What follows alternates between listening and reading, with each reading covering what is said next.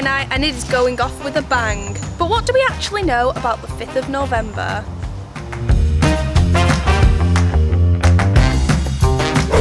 You may know Bonfire Night as Guy Fawkes Night, as it began to remember Guy Fawkes' plot to blow up Parliament in 1605.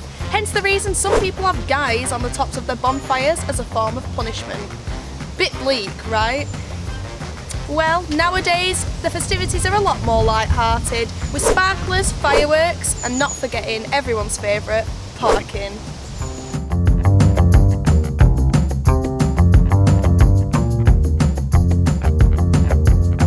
You might be staying in this weekend, but did you know it was actually illegal not to celebrate Bonfire Night until 1959? The only exemption was St Peter's School in York, of which Guy Fawkes was their former alumni. Gotta keep it respectful.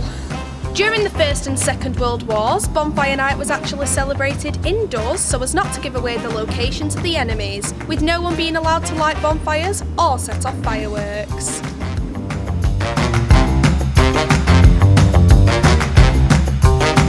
Three sparklers together have the same temperature as a blowtorch, with each sparkler lit being able to reach temperatures of up to 1,500 degrees Celsius, so do be careful if you're planning to light them this year. Firework displays may be very popular today, but did you know the first person to ever host one was King Henry VII at his wedding in 1486.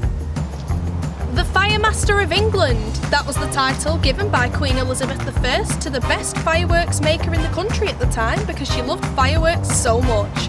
Talk about an accolade.